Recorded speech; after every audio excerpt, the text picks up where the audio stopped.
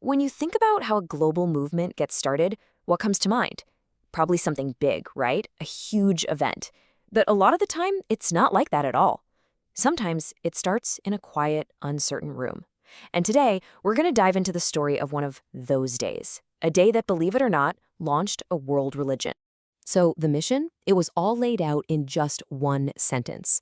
But what a sentence it was. A small group of followers were told they would be witnesses, not just in their hometown, but to the ends of the earth. I mean, talk about a global ambition, right? Absolutely massive. Okay, but here's where it gets really interesting. There's this massive disconnect, because the team that got this mission, they weren't some elite special forces unit. Not at all. They were a small, pretty confused group of people hiding behind a locked door. They seemed completely unprepared for what was ahead. So you have to ask, right? How does a group like that go from hiding out in a room to literally changing the world? Well, the answer isn't just about them suddenly getting brave. Nope. It's about a clear plan and a source of power they never saw coming. All right, first things first. We have to get this.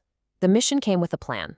It wasn't just some vague, hey, go change the world kind of command.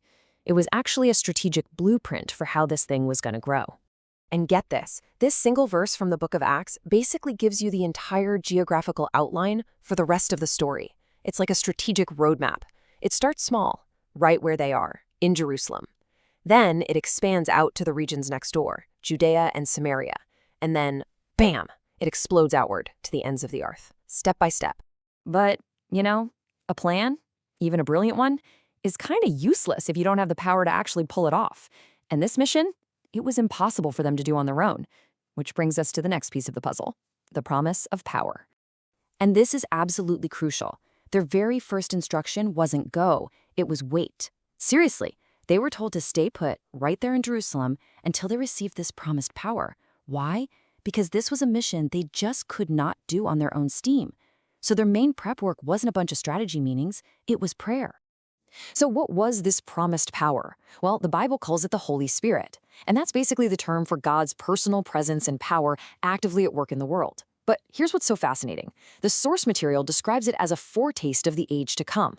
Think about that. It's like getting a free sample of the future, a little preview of what the world will be like one day when everything is finally made right. And to make this idea, which is pretty abstract, more concrete, the New Testament uses business language. How about that? This foretaste is described as the first installment on a purchase, or a down payment that guarantees a future inheritance. So it's not just some fake feeling, it's the real, tangible beginning of a future promise being delivered right here, right now. So they waited. For 10 days, they waited and prayed. And then that promise arrived.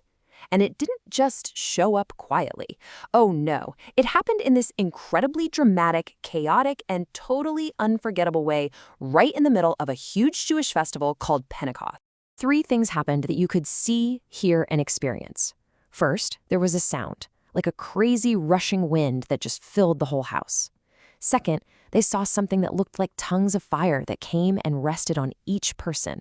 And third, and this is a big one, they all started speaking in languages they had never, ever learned before. Okay, so the wind and the fire, those were classic signs of God's presence in the Bible. People would have recognized that. But the speaking in other languages, that was the game changer here. This wasn't just some random babbling. No, it was the very specific divine power they needed for a mission that was designed to cross every single cultural and language barrier on the planet. And this is where we see this incredible reversal of an old story. Remember the Tower of Babel from the Old Testament? That's where human pride led to God confusing everyone's language, and it scattered people, divided them all over the world. Well, Pentecost is the exact opposite of that. It's the undoing of Babel. Here, the Spirit makes language understood, not to divide, but to gather and unite a brand new community from all those scattered nations. Division is literally being undone. So, as you can imagine, all this commotion drew a crowd, and these people were completely bewildered. I mean, what on earth was going on? And that confusion, that question, what does this mean? It set the stage perfectly for the very first Christian sermon. This is when the Apostle Peter stands up, and he connects this bizarre event directly to something they all knew, the ancient Jewish scriptures.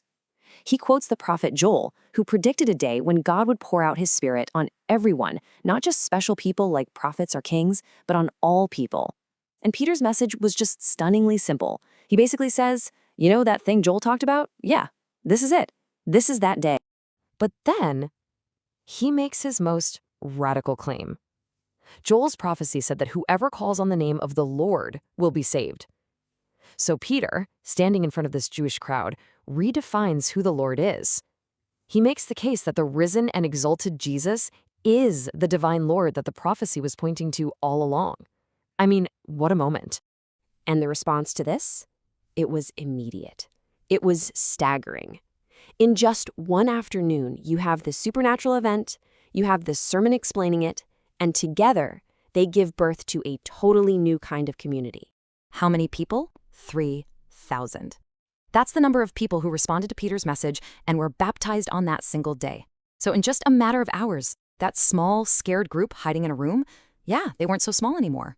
And this new community, it was immediately defined by 4 key things they did.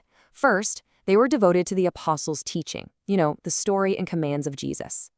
Second, they had this deep fellowship. They were always eating together. Third, they prayed constantly. And finally, and this is a big one, they shared their possessions, sacrificially, with anyone who had a need. What this shows us is that this spiritual event had real, tangible social results. It wasn't just a feeling. It created a community that was defined by this radical unity, where people mattered way more than stuff. And you have to understand, this was a completely countercultural way to live in the Roman Empire. But the story, it doesn't just end there. The book of Acts, where we get this whole story, is intentionally open-ended. It's really cool, actually. It tracks the mission from Jerusalem all the way to Rome, the very heart of the empire. And then it just stops. The implication is pretty clear. The mission is still going. The story opens right into our future. So that leaves us with one last big question to think about. If that very first Pentecost was the launch of a community that was meant to be a living, breathing foretaste of the age to come, like a little sample of the future here in the present, then what is that community supposed to look like in our world today?